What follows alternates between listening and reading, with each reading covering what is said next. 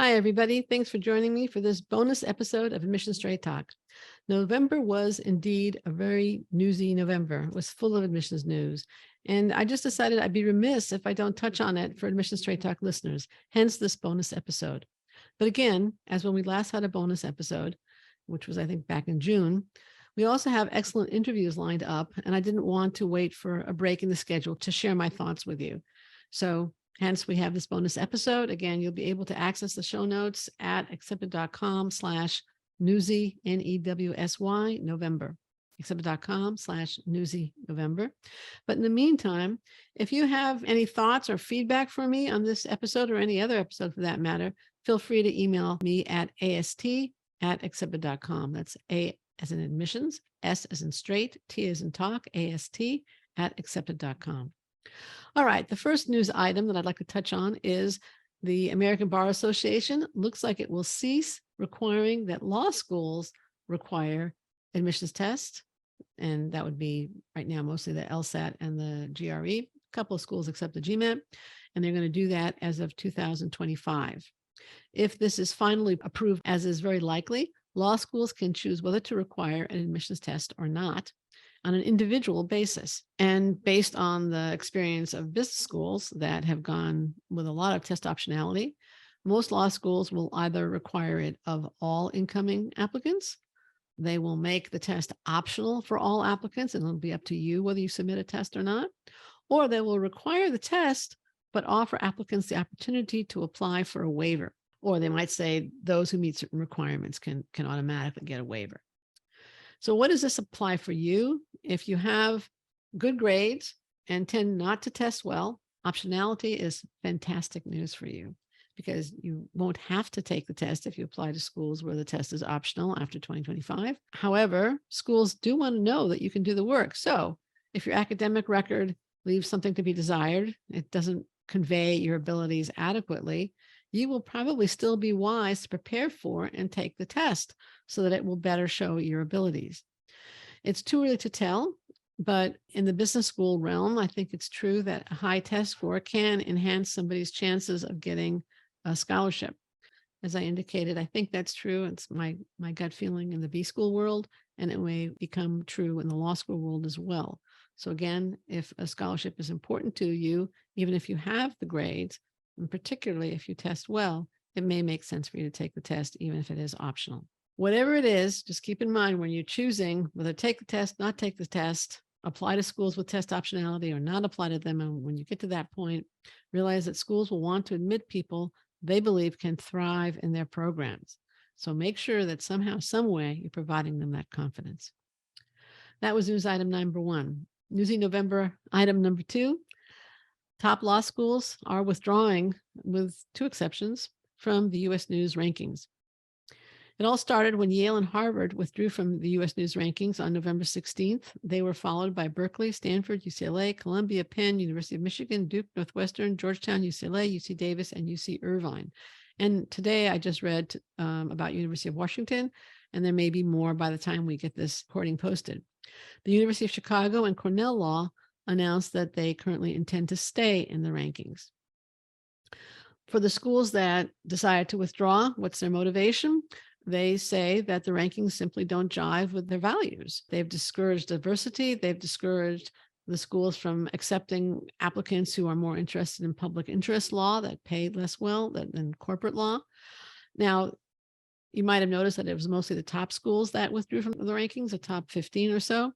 Top schools don't need the publicity they get from the rankings as much as programs lower down the ranking food chain. Their reputation and their placement is well established. So their decisions are still affected by the rankings, and they can afford to not have that influence on their decision making. So they want to be able to increase the diversity of their classes, both ethnic and socioeconomic. And they are concerned that the rankings are taking away from their success in that area. U.S. News says it will continue to rank law schools. It might just use publicly available information as opposed to the ranking reports and the surveys. And if it still continues to rank law schools, and if applicants, parents, recruiters, alumni still value the rankings as highly as they have in the recent past, they could still influence law school decision-making, but probably to a lesser extent. And what are the implications of this withdrawal, this mass withdrawal of elite law schools from the rankings? Well, I think the advice in terms of school choice still holds. I'm sure there are a lot of admissions directors and MBA programs and medical schools that would love to see their schools withdraw from the rankings. It might happen. We'll have to wait and see. I wouldn't be surprised if other law schools withdraw, as I indicated, or if US News makes changes that will make the rankings more acceptable to law schools and perhaps try and move them back in. But for you, my advice to you would be that you should be the one ranking the law schools, not US News. In fact, in my opinion, the only one ranking law schools or any graduate program should be applicants deciding where to apply, and not based on someone else's criteria, but based on a thoughtful consideration of what's important to you in a law school or graduate program, and research to determine which programs provide that. Now, the information, the data in the rankings may be part of your research. That's fine. But not everything that will be important to you or should be important to you in law school is going to be captured in US News rankings data, or even data on the law school website, though you're going to find a lot more there. I have long said that the rankings are misnamed. They are excellent stores of data and information, but they are not a universally valid ranking for everybody. That's why I say you should be the one ranking the law schools. They're also occasionally prone to fraud because they're not audited, and there's a lot of benefits to being highly ranked. So there's a motivation, if you will, to fudge some of the numbers and get a higher ranking. That has happened occasionally in the past in different markets. I don't think it's a mass problem. I think the biggest problem is that applicants, parents, recruiters, alumni put too much weight on the ranking, and realize the rankings, as I've said, are storehouses of information. They can be part of your research, part of your decision making, but no applicant should decide based solely on rank where they apply or where they attend. And I've talked to too many applicants who say, I want to go to a top X school. And that's whether it's in law, business, med, whatever. It's not top X. What's top X for you? One other thing on the rankings, and then when you decide where to apply, if you have, based on your goals, based on your preferences, based on your qualifications, and you have multiple acceptances, then take a look at the rankings. If there's a significant difference in ranking, I would consider that as one of the factors in deciding where I attend. But for minuscule differences in rankings, I really wouldn't. And I wouldn't recommend that you do. My concern with the law school withdrawal from the rankings is that law schools may become a little bit less forthcoming with information that applicants should have, like LSAT, GPA ranges, perhaps salary data, bar passage rates, those kinds of things. I'm hoping it won't happen, but that is a little bit of a concern that I have. I hope it won't lead to less transparency. I do hope it will lead to less emphasis on the actual rankings numbers than in the past.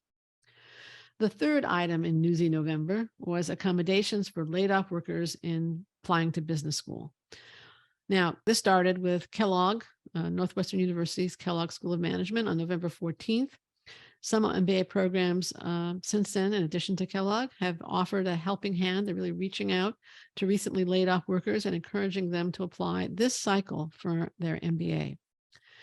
Now, recently, I think this started with Kellogg and specifically with tech workers, because these employees at elite tech companies are usually very good applicants and MBA students. Now, the accommodations themselves vary from school to school, and eligibility for the accommodations also varies from school to school. They can include separate deadlines for recently laid off workers, such as at MIT Sloan and Berkeley Haas. It could be a test waiver. Kellogg, Cornell Johnson, NYU's Q-Tech MBA, Berkeley Haas. Application fee waivers, such as at Indiana Kelley, UCLA Anderson, Georgia Tech, and a later deadline for tests and recommendations. And this is what UCLA Anderson is offering laid off workers. I'll link to a summary of B schools with accommodations for laid off workers from the show notes that you can find at accept.com/newsynovember. But for full details of these accommodations, check our summary and then check the school's websites for all the details, because they really, there are nuances, and you should understand the nuances directly from the schools. Also assume that more schools are going to join this parade. And I think in general, these accommodations, one, I think they're genuinely trying to help people who just recently lost their job.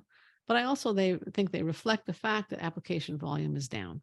I think they also mean that schools are going to use the waitlist more. They're going to compete more with each other for students that they really want.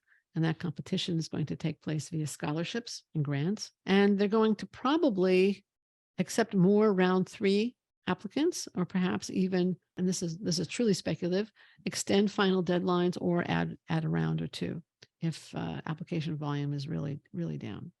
So what triggered all these accommodations? Well, I think the big trigger was that there's been an increase in layoffs, specifically in the tech field and white collar workers. According to True Up Tech, over 210,000 workers in tech have lost their job in 2022. And obviously, there have been some layoffs in other industries too, although the overall job market is still really strong, as I'm sure you all know.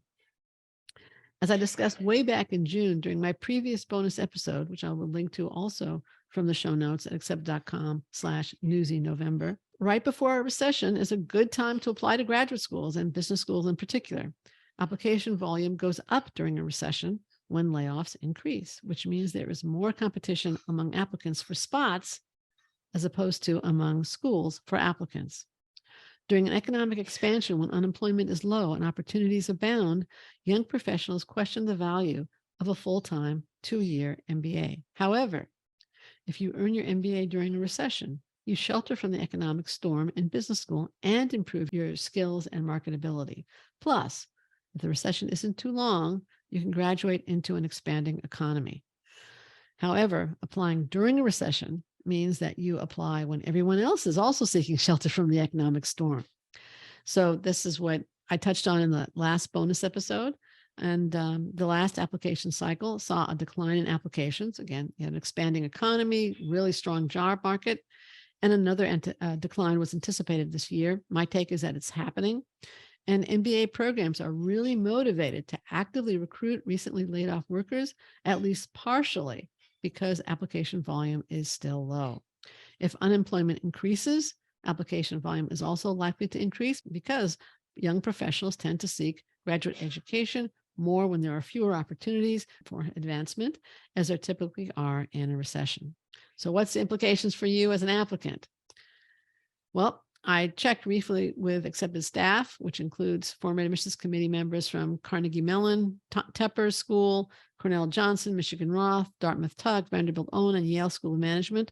All agreed that if application volume remains low or simply declines from last year, schools will be forced to use the waitlist more and also accept more applicants round 3, even if they aren't getting the PR for these accommodations.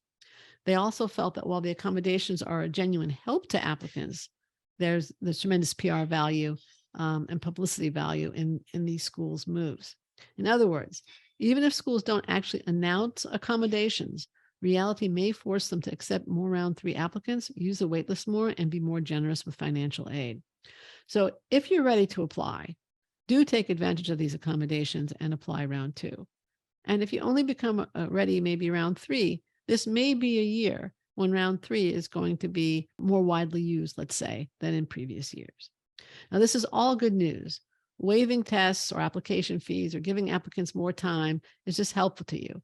My reading of the tea leaves implies that schools are experiencing a drop in applications, business schools in particular, though I believe it's true of law schools and other graduate programs also, and are therefore taking more initiative to recruit applicants for round 2 in the case of the business schools. It also implies to me that even schools that are not announcing accommodations will probably use the waitlist more and also accept more applicants than usual round 3. And the final implication, it's a little easier to get accepted this cycle than some other years. And schools may be competing for admitted applicants by being a little bit more generous with scholarships than they otherwise would be. So yes, November was newsy, no question about it. And most of the news was positive for applicants.